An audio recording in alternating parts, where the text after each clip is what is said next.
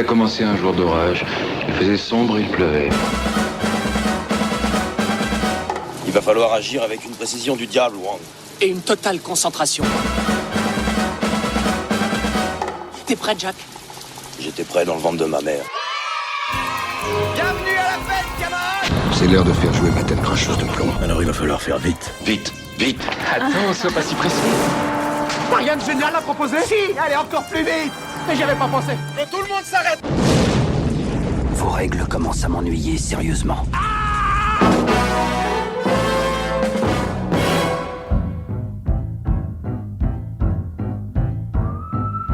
Salut à toutes et à tous et bienvenue dans cette nouvelle Formule Express de retour à l'écran.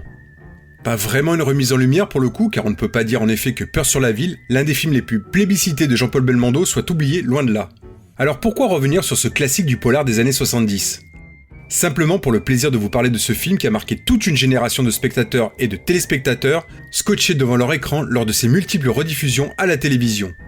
Alors calez-vous bien dans votre fauteuil et écoutez l'histoire de ce film qui restera l'un des plus grands succès de Henri Verneuil et bien sûr de notre bébelle nationale. Pour tous ceux qui n'ont pas vu ce classique du polar français, Peur sur la ville, ça parle de quoi ? Peur sur la ville met en scène un tueur psychopathe qui assassine de jeunes femmes aux mœurs trop légères à son goût. À ses trousses, le commissaire Letellier et son fidèle adjoint qui auront toutes les peines du monde à le démasquer et le mettre hors d'état de nuire. Commissaire Letellier, j'écoute. Justice est faite. Cette nuit, Nora Elmer a payé de sa mort ses instincts les plus bas. Je serai désormais le bras d'une justice qui condamnera et exécutera sans pitié toutes celles qui se vautreront dans cette immense boue sexuelle qui submerge le monde. Qui êtes-vous? Je peux vous le dire, commissaire, mais d'ici là, le monde aura tremblé. Nous sommes en 1973.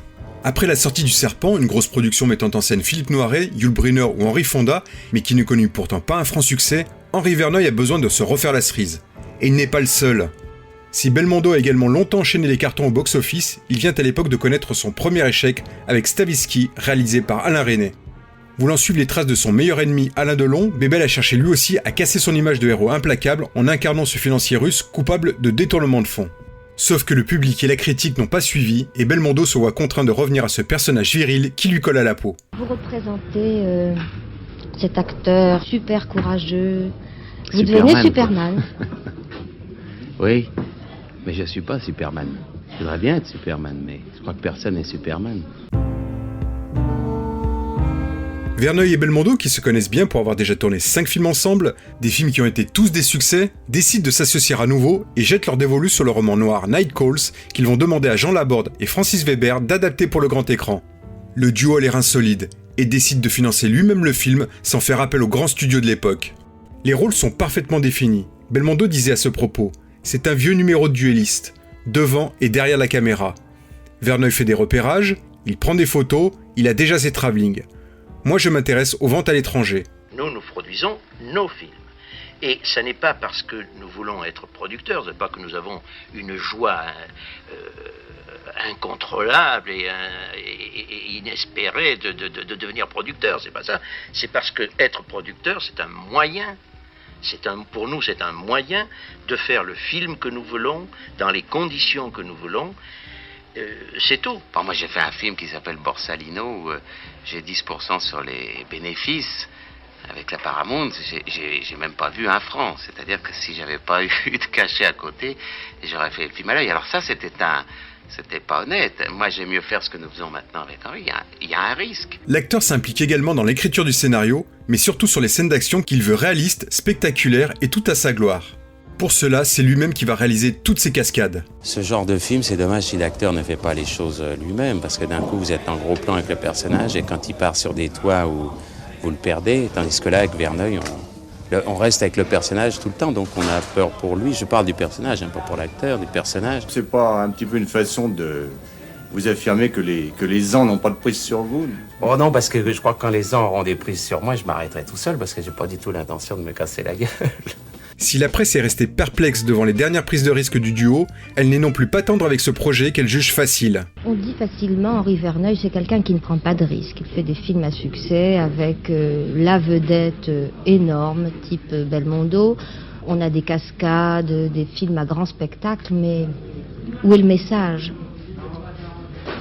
Mais M. Goldwyn a dit que le message c'était bon pour les PTT. Ceci étant dit, je ne prends pas de risque, je crois que j'en prends beaucoup plus que les autres, parce que plus les moyens qu'on vous donne, plus le budget est élevé, et plus vous prenez de risques, et il n'est pas dit du tout, parce que vous prenez une vedette et que votre budget est fort, il n'est pas dit du tout que vous ferez du succès. Reste maintenant à compléter le casting. Pour interpréter le fidèle adjoint du commissaire Letellier, Verneuil fait appel à l'excellent Charles Denner. Rosy Vart et un tout jeune Jean-François Balmer rejoignent également le tournage. Verneuil et Belmondo ayant tout de même dû compléter leur budget avec des capitaux italiens, des acteurs transalpins font également partie du casting. On retrouve donc Léa Massari et Adalberto Maria Merli qui interprètent le tueur Minos aux côtés de la star française. Le schizo machin à tendance paranoïde, c'est pas mon truc ça. Je trouverai pas la distance. Alors monsieur le directeur, je vous demande de me retirer de l'affaire. Minos vous a dénoncé, Letellier. Il vous a cafeté. Et vous avez un compte à régler avec lui maintenant. Le schizo machin à tendance paranoïde, il vous a foutu dans la merde jusqu'au cou. Et si vous n'essayez pas de vous en sortir, vous pouvez compter sur moi pour vous appuyer sur la tête et pour vous y enfoncer complètement. Je peux me retirer ? A noter que c'est la première fois ici que Jean-Paul Belmondo interprète un rôle de flic. Jusqu'alors, il n'avait en effet joué que des malfrats ou des escrocs. Ce costume, il endossera par la suite à de nombreuses reprises, notamment dans Flic ou Voyou, Le Marginal ou Le Solitaire. Le tournage débute à la fin du mois d'octobre 1974 et durera 2 mois. Un tournage compliqué malgré la bonne entente entre le réalisateur et la star, à cause des nombreuses scènes d'action qui nécessitent une logistique très lourde, notamment celle qui voit Belmondo courir sur le toit d'une rame de métro. Le scénario initial prévoit une course-poursuite à l'intérieur des rames, mais Bébel parvient finalement à convaincre Verneuil que cette scène sera plus marquante si elle se déroule sur le toit. Une scène qui va nécessiter 3 semaines de tournage à elle seule, entre minuit et 5h du matin lorsque les souterrains sont fermés au public. Vous savez, il y a un moment extrêmement grave quand vous allez dire moteur et partez et que vous voyez tous ces engins qui sont lancés.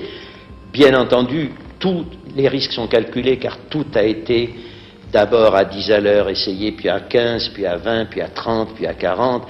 Et c'est quand Belmondo lui-même a senti son équilibre au-dessus de ce métro que nous allons jusqu'à 70 à l'heure. Bon, nous sommes prêts, bien entendu, à couper le courant à tout instant. Mais il y a quand même de grands moments de suspense, pas seulement pour le spectateur après, mais pour nous pendant le tournage, car un malaise peut toujours arriver à quelqu'un, et à ce moment-là, c'est la catastrophe. La catastrophe, Belmondo l'évitera de peu lors d'une prise en se blessant gravement au bras, essayant d'éviter une barre de fer suspendue dans les souterrains du métro. Le métro aérien était le vrai métro, les voyageurs étaient dans le wagon. D'ailleurs, il y avait une histoire qui est vraie, il y a le chauffeur du train, le mécanicien, à un moment donné, il est descendu et il m'a dit « Chapeau, mon vieux, pour 100 millions, moi je ferais pas ça. » Et je lui ai répondu « Moi non plus. » Une autre catastrophe a été évitée de peu lors du tournage de la scène sur les toits, cette fois-ci des Galeries Lafayette, dans laquelle son personnage est à 2 doigts de mettre la main sur le tueur psychopathe. Quand il glisse le long des toits et qu'il est retenu par une gouttière à la dernière seconde, alors que tout de suite après la gouttière, c'est le boulevard Haussmann, à 50 mètres au-dessous, avec toute la circulation, il est évident que c'est pas le moment de penser à autre chose. Et on est bien content et on pousse un grand ouf quand on dit couper et qu'on sent qu'il s'est arrêté net à la gouttière. Il en ressortira tout de même avec une main partiellement déchirée. Dernière scène particulièrement difficile à tourner, le final qui voit Belmondo suspendu à un câble sous un hélicoptère pour pénétrer dans un appartement où se trouve le psychopathe. La préfecture de police refuse tout d'abord que cette scène soit tournée, exigeant que la tour où se trouve l'appartement soit vidée de ses habitants. Ces mêmes habitants refusent eux aussi que la production tourne la scène finale dans leur immeuble. Belmondo les invite alors tous au restaurant et parvient finalement à les convaincre. Bien sûr, on ne résiste pas à Belmondo. Et pourtant, les problèmes ne s'arrêtent pas là. D'un peur sur la ville, Belmondo qui descend de l'hélicoptère au bout d'un filin, j'allais dire c'est simple pour l'acteur, c'est simple pour Belmondo. Belmondo est un athlète, il ne sait pas ce que c'est que le vertige, il ne se fait jamais doubler, donc à partir de ce moment-là, vous vous dites, le metteur en scène n'a plus de problème. Eh bien, oui, il a des problèmes. Vous voyez que le filin descend, il ne vous fait pas descendre plus de 7 mètres, ce qui fait que Belmondo n'arrivera jamais à la hauteur de la fenêtre. Il a fallu donc prendre le même filin, construire une grue au sommet de l'immeuble, et avec le même filin, continuer la descente de Belmondo pour que le spectateur ait l'impression qu'il descend de l'hélicoptère. Quand vous vous retrouvez là au-dessus, vous avez un petit pincement ou pas du tout? Non, la première prise, parce qu'on entend des grincements, on a l'impression que le câble va craquer, et puis quand on sait qu'il ne va pas craquer, on n'a plus peur, enfin on le fait facilement. Malgré ces nombreuses difficultés, le tournage s'achève à la fin de l'année 74 sans problème majeur. Le célèbre musicien italien Ennio Morricone est engagé pour composer la musique du film, une musique qui rappelle nombre de ses partitions créées pour de nombreux gialli transalpins. René Château, l'attaché de presse de Belmondo, décide de mettre le paquet pour la promotion du film qui sera colossale. Comme d'habitude, il s'occupe également de l'affiche du film, inspirée de celle de Bullitt avec Steve McQueen. C'est sur cette affiche qu'apparaît pour la première fois le nom de Belmondo en grosses lettres capitales, avec une typographie spécialement créée. J'ai 3 meurtres sur les bras. Et je risque d'en avoir un 4e d'un moment à l'autre. Il y a un fou qui se promène en liberté dans Paris et qui tue. Si tu me dis pas à qui tu téléphonais à 10h ce matin, je peux penser que c'est toi. Tu crois pas que si une seule fois dans toute ta vie, tu dois donner un coup de main à la police, c'est aujourd'hui? Merde!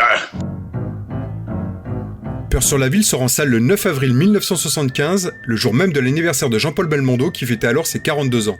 Le film est un véritable succès, cumulant près de 4 millions d'entrées en France. Il se classera second au box-office de l'année derrière La Tour Infernale. La popularité de Belmondo dépassant les frontières, Peur sur la ville fera également le plein, notamment en Allemagne et en Italie. Les critiques seront quant à elles beaucoup plus mitigées. Si une partie de la presse qualifie Peur sur la ville de bon divertissement, carré et efficace, les journaux de gauche critiquent le film le jugeant réac et sans fond. Vous voyez pas, je pisse mon sang. Je suis crevé. Qu'est-ce qu'il veut? Il dit qu'il est en train de mourir. Dis-lui que je m'en fous. Il s'en fout. Appelez l'ambulance. Tu parles d'abord, on appelle l'ambulance après. Et si je meurs, c'est responsable. Tu crois qu'on pourra survivre à ce remords? Ce sera dur. On essaye? Allez, on le laisse mourir pour voir si on supporte le choc. Pour voir ou revoir Peur sur la ville, le film est disponible en DVD, Blu-ray, VOD et SVOD sur Netflix. Oui, on va rigoler, Bamboutatis. Écoutez Thérèse, je n'aime pas dire du mal des gens, mais effectivement elle est gentille. Vous savez, les avis c'est comme les trous du cul. Tout le monde en a un. Eh bien, mettons-nous au travail. On va rigoler. Alors oui, Peur sur la ville n'est pas vraiment un film à message mais du cinéma populaire. Un pur divertissement totalement assumé à l'ambiance particulièrement sombre. Une ambiance qui vous alpague dès cette première scène de harcèlement téléphonique digne d'un grand film d'épouvante.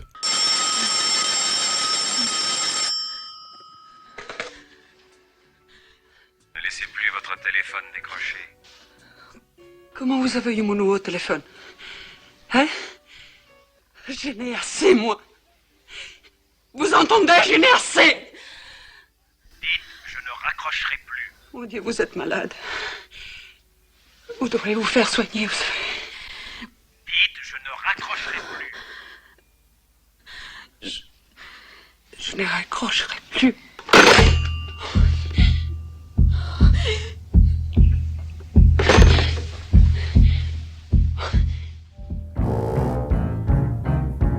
Par la suite, la présence et le charisme de Belmondo font le reste, assurant lui-même le service dans les nombreuses scènes d'action à l'efficacité toujours redoutable près de 50 ans après la sortie du film. Verneuil était à l'époque le seul à pouvoir rivaliser avec les Américains sur leur terrain, mais cela ne lui a pas valu que des éloges. Si je n'ai rien à raconter, je me tais.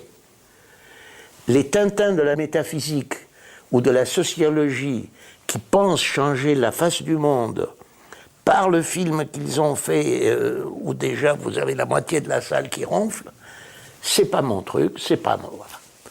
Et il y a eu, je l'avoue, de très grands chefs-d'œuvre faits autrement, mais bon, c'est pas mon truc, voilà. Je raconte des histoires qui m'amusent, qui me plaisent, en espérant que ça plaira aux autres. Par exemple, dans ce film Peur sur la ville, je me suis fait peur. En me racontant cette histoire, j'ai eu peur. J'espère, pendant ce film, communiquer cette peur, et puis faire sourire aussi de temps en temps, et puis intéresser aussi. Et puis si je suis arrivé à faire tout ça, c'est déjà énorme. Bon, je sais par avance qu'il sera difficile, voire impossible, de convaincre les pédants qui regardent le cinéma populaire avec un certain dégoût de voir ce film. Mais pour tous les autres, ceux qui ne l'ont toujours pas vu, il y en a encore au fait, je ne peux que vous conseiller de découvrir ce fleuron du cinéma populaire français qui n'a pas à rougir de son grand âge. Peur sur la ville, c'est un film qui a changé les choses dans votre carrière. Bon, c'est un immense succès. Oui, c'était un conseil, mais en plus j'étais producteur. Alors ça a changé beaucoup de choses parce que bon, j'étais coproducteur avec Henri Verneuil, on était coproducteurs tous les deux du film. Mais c'est vrai que bon, les gens populaires au bon sens du mot seront plus frappés par Peur sur la ville que par Pierrot le Fou. Mais c'est très bien, il faut les deux genres. Vous êtes fiers du succès de l'un et de l'autre. Ah mais bien sûr, mais tout à fait. Et je les revendique et je ne les regrette pas. Vous ne trouvez pas que vous en faites un peu trop? Dans le style petite tronche et gros bras, rien dans la tête, tout dans les muscles? Dans le fond, qu'est-ce que c'est que les muscles? Quelques grammes de gélatine durcie placés où il faut. Ça sert aussi quelquefois à faire des flics vivants. Letellier, vous êtes commissaire principal de la brigade criminelle, pas videur dans une boîte de nuit. Que vous préfériez le western à l'explication psychologique, ça vous regarde. Mais on ne fait pas toujours ce qu'on aime. Tous nos précédents épisodes sont toujours disponibles sur notre site retouralécran.fr, sur YouTube et sur les meilleures plateformes de podcast. C'était Max pour Peur sur la ville, et je vous donne rendez-vous pour une prochaine Formule Express de Retour à l'écran. Si je devais résumer ma vie aujourd'hui avec vous, je dirais que c'est d'abord des rencontres. C'est vrai que je ne vis que pour le cinéma. Pour être aimé, il faut être aimable. Vous voulez un chocolat? C'était pas ma guerre. Back in full force. Quelle est votre devise? Je m'appelle Bond. James Bond. Vous délirez totalement là. C'est ça qui permet de voyager à travers le temps. La vie a plus d'imagination que nous. J'espère que je ne vous apprends rien. Vous êtes un mélancolique. Mélancolique, mon cul.